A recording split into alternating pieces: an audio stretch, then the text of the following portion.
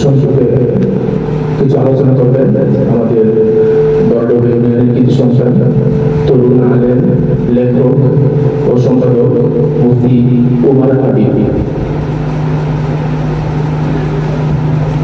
আসসালামু আলাইকুম ওয়া রাহমাতুল্লাহি ওয়া বারাকাতুহু। আমি এখানে কথা বলার জন্য তাড়াতাড়ি না, যদি না মুফতি এনায়েত কবির সাহেব আপনাদের এই অঞ্চলের কৃতি সন্তান, ঢাকায় বড় মাদ্রাসার মুহাদ্দিস, তো উনি যে কথা বলছেন এরপরে আমার আর না করার কোনো অপশন ছিল না। আর আপনাদের সঙ্গে কথা বলার মতো যোগ্যতা নাই, তারপরেও একটা কথা আমি বলবো এই মুহূর্তে, যা আমি আমাদের ওস্তাদ এবং মুরব্বীদের কাছ থেকে শুনেছি।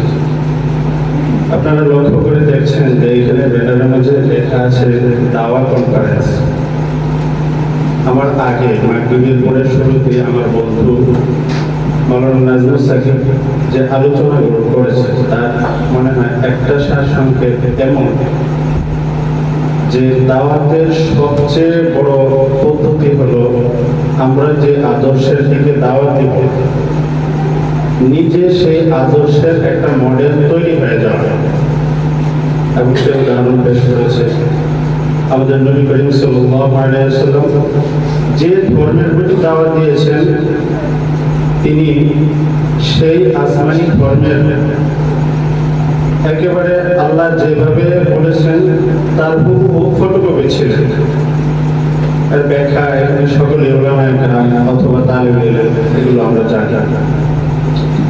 তা আমি এই কথাটাই বলবো যে কিছুদিন পূর্বে আপনারা হয়তো অনেকে গিয়েছিলেন বিতর্ক বাজার মাদ্রাসায়, সেখানে এদেশের নন্দিত ইসলামী লেখক মোহাম্মদ মাওলানা জাইনুল আবেদিন সাহেব উনি একটা কথা বলছেন যে ইসলামী তালিম, যেখানে ইসলামী তালিম সেখানে ইসলামের দাওয়া। এর সংক্ষেপ ব্যাখ্যা হলো নবী সাল্লাল্লাহু আলাইহি ওয়াসাল্লাম বলেছেন বাল্লিগু আন্নী ওয়ালাউ আয়া, যে আমার একটা কথা হলো তোমরা পৌঁছে দাও। এরপরের কথা যে আমরা এখানে সকলে ছাত্র, কোরআন এবং হাদিসের ছাত্র, অন্য কোনো শিক্ষার ছাত্র না। তা আমি যদি এখানে পুরো মজলিসের প্রশ্ন করি যে ইবতিদায়ী থেকে এখানে মুরব্বীরা আছেন, তারা যদি বেয়াদবি না করেন, কথাটা হলো যে এই যে এত এত এলিম পড়া হলো, এই পড়ার পরে নবীজির যে বাণী, আমার একটা বাণী হইলেও পৌঁছায় দেয়।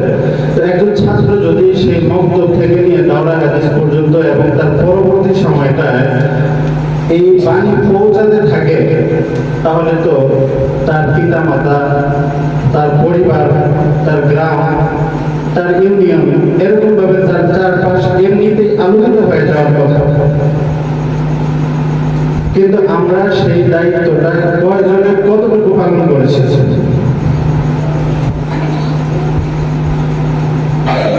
মনে হয় আমি সঠিক প্রশ্নটি করতে পেরেছি।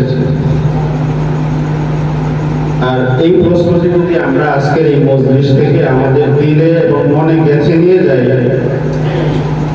যে আমরা যা জানছি তা আমার পরিবারকে জানাবো, আমার পিতাকে জানাবো। আমরা অনেক সময় যে কথাটা বলি যে মক্কার লোক হজ হয় না, আর বাতির নিচে আলো থাকে না, তো এটাই হয়। এখানে যারা আছেন তারা যদি খেয়াল করেন দেখবেন যে আপনার আব্বা ঠিক মতো নামাজ পড়তে পারে না, এখনো ঠিকভাবে অজু করতে পারে না। শুধু আপনার বাবা কেন, আপনার পরিবারে যারা সদস্য আছে অনেকেরই এরকম দুরবস্থা। আমার কথা এতটুকুই যে নবীজির এই বাণীকে প্রতিপাদ্য করে মনে গেঁথে রেখে আমরা শুধু যে যতটুকু জেনেছি সেই অনুযায়ী নিজের পরিবারকে আলোকিত করার চেষ্টা করব। আর এতগুলো মানুষ যখন নিজের পরিবারকে আলোকিত করার চেষ্টা করবে, তখন স্বাভাবিকভাবে একটা গ্রাম, একটা ইউনিয়ন, একটা উপজেলা, এইভাবে একটা দেশ ইসলামের আলোয় আলোকিত হতে এবং পরিপূর্ণ শরীয়ত মানতে চায়, এইরকম মেজাজে গড়ে উঠতে খুব বেশি সময় লাগবে না। আশা করি আপনারা আমার এই ছোট্ট কথাটি বুঝতে পেরেছেন। আমি ধন্যবাদ জানিয়ে সকলকে আমার সংক্ষিপ্ত বক্তব্য শেষ করছি। আলহামদুলিল্লাহ রাব্বিল আলামিন।